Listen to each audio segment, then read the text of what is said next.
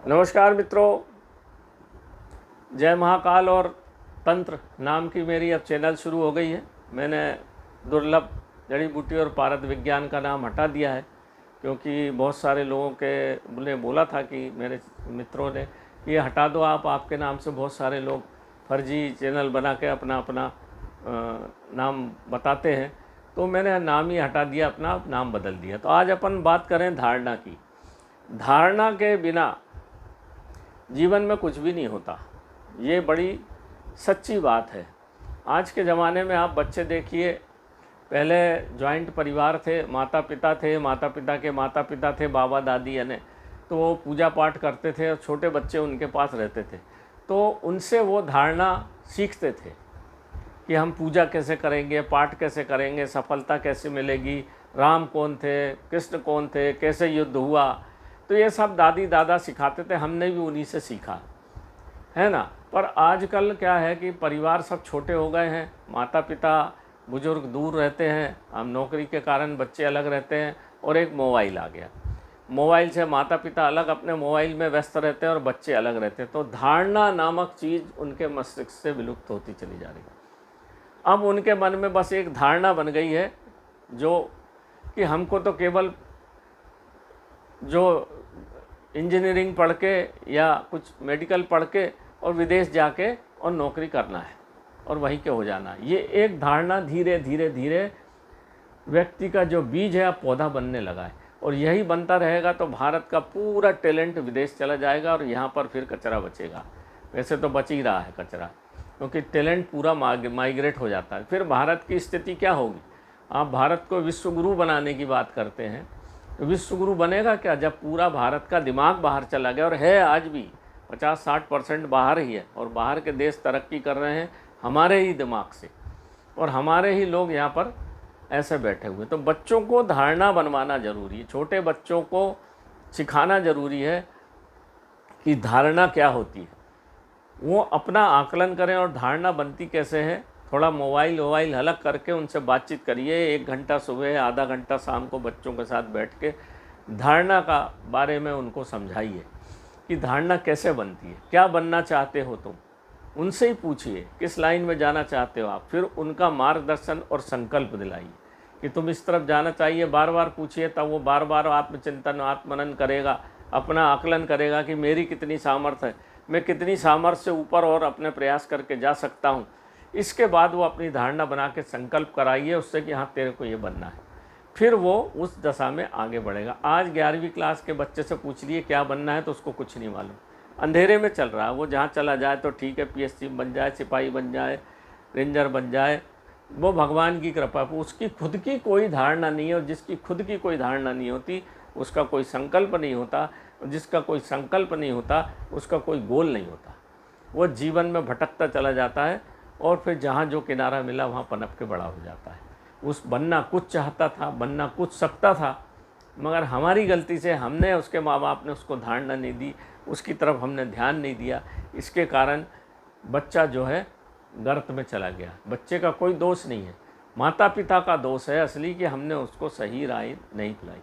इसका एक उदाहरण जो है रामचरितमानस में मिलता है। रामचरितमानस एक ऐसी ग्रंथ है हमारे भारत का, अंदर गोपाल हमारे तुलसीदास जी महाराज ने लिख गए हैं कि इसको हर घर में हर बच्चे को पढ़ाना चाहिए, तो उसकी धारणा खुद बन जाएगी। ये कोई ऐसा ग्रंथ नहीं है कि बुजुर्गों के लिए, इसमें पूरे जीवन की शिक्षा है। रामचरितमानस, राम भगवान का चरित्र मानस के रूप में आप सोचिए, इसका मतलब ये मानस मतलब भगवान को मनुष्य के रूप में आना पड़ा इस पृथ्वी पे, इसलिए कि लोगों को दिशा निर्देश देने के लिए भगवान आया। फिर भी हम ऐसे चरित्र को, भगवान तुलसीदास ने जो लिख गए हैं उनकी लेखनी पे सरस्वती विराजित हुई थी तब लिखा उन्होंने, और भगवान शंकर ने पार्वती माँ को सुनाई है ये रामचरितमानस। और ये रामचरितमानस जो है साबर मंत्रों का जाल है, मेरे एक वीडियो में डला हुआ है, साबर मंत्रों का जाल। और ये रामचरितमानस कीलित नहीं है।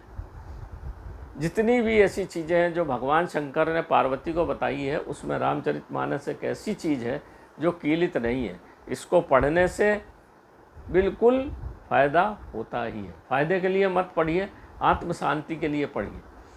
और इसमें देखिए कितनी बढ़िया बात कही है,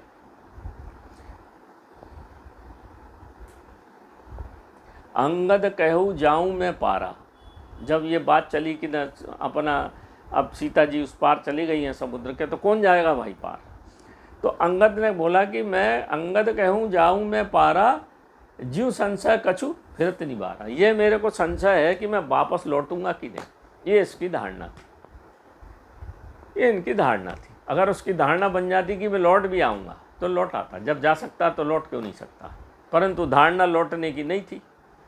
फिर जो है कहूँ रीछपति सुन हनुमाना। रीछपति यानी जामवन जी, जामवन जी सब नाटक देख रहे थे, तो उनने हनुमान जी से बोला कि कहूँ रीछपति सुन हनुमाना, का चुप संधि रहूँ बलवाना, और पवन तनय बल पवन समाना, बुद्धि विवेक विज्ञान दाना। कि तुम चुप क्यों हो हनुमान जी। वो उनकी धारणा भूल गए थे, वो हनुमान जी अपनी धारणा भूल गए। लोग बोलते हैं ना कि यह हनुमान जी अपनी शक्ति भूल गए थे।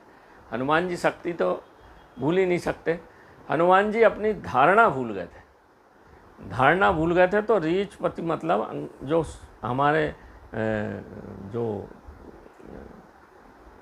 सुग्रीव जी थे, नहीं अपना जामवन जी ने फिर हनुमान जी से बोला कि तुम चुप क्यों बैठे हो भाई, तुम तो इतने बलवान हो, तुम बुद्धि निदान हो, तुम में सब कुछ है, तुम सब क्यों नहीं जा सकते आ सकते। तब उनको फिर अपना जैसे भी उनको अपनी धारणा से वो जागृत हुए, तब उनको समझ में आया कि हाँ मैं जा भी सकता हूँ, मैं आ भी सकता हूँ, मैं सब कुछ कर सकता हूँ। तो उनके लिए गुरु थे। कौन गुरु थे? जामवन जी। जामवन जी ने गुरु जी बन के उनको धारणा से अवगत कराया कि तब उनको समझ में आया कि मेरे अंदर क्या है। इसी तरह से हर बच्चे के अंदर एक निश्चित तरफ जाने की धारणा होती है, उसको माँ बाप का कर्तव्य है, गुरु का कर्तव्य है उसको पहचाने और उस तरफ उसको बढ़ाए, तो वो उसका आधा रास्ता तो पार हो जाता है। क्योंकि जब उसको पता चल जाता है, माँ बाप ज्योतिष जो होता है ना, वो टार्च दिखाने का काम करता है। ज्योतिषाचार्य कोई भगवान नहीं होता, ज्योतिषाचार्य और माता पिता केवल टार्च बताते कि भैया ये रास्ते से चले जाओ तो ठोकर कम मिलेगी और ये शॉर्टकट है, इससे जाओगे तो सरलता से जगह पे पहुंच जाओगे, नहीं तो रास्ते बहुत है, जंगल में भटक जाओगे। ज्योतिष भी यही करता है, माता पिता भी यही करते हैं, गुरु भी यही करता है। और जिसने आत्मसात भोलेनाथ को कर लिया तो फिर भोलेनाथ ही बताता है। मतलब अपनी आत्मा से अगर आप करीब चले जाओ फिर आत्मा आपका गुरु हो जाती है और सबसे पवित्र वही होती है। तो नमस्कार मित्रों, ये छोटी सी बात थी, मैंने आज अपने YouTube के माध्यम से आपको दी।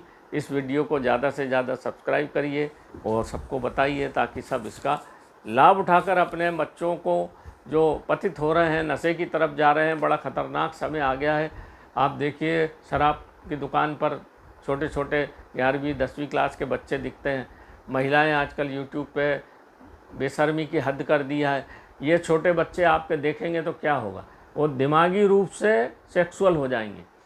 और शारीरिक रूप से अगर आदमी सेक्सुअल हो तो उसका उपाय है, परंतु अगर आपका बच्चा दिमागी रूप से सेक्सुअल हो गया तो फिर उसको सुधारने का संसार में कोई भी दवा उसको काम नहीं करती। फिर अगर वो दिमागी रूप से उसके अंदर काम शक्ति जागृत हो गई, क्योंकि ताकत तो है हर बच्चे में 20 साल की, वो जागृत होगी, या तो वो उसको आप किसी सही दिशा में ले जाओ, नहीं तो आप YouTube के माध्यम से आजकल जो परोस रहे हैं उससे उसकी काम ऊर्जा, शक्ति ऊर्जा, जो उसकी ऊर्जा है वो सेक्स ऊर्जा में कन्वर्ट होकर दिमाग में विराजित हो जाएगी और उसका जीवन बिल्कुल ख़त्म हो जाएगा। ये मैं बिल्कुल पूरे अनुभव से और बहुत सारे ग्रंथों के सार को पढ़ने के बाद भगवान भोलेनाथ की कृपा से बता रहा हूँ। मित्रों, अपने बच्चियों को संभालो, नहीं तो आगे जाके बहुत कठिन परिस्थिति हो जाएगी, फिर वहाँ से वापस आ पाना बहुत मुश्किल हो जाएगा। नमस्कार मित्रों, जय भोलेनाथ की।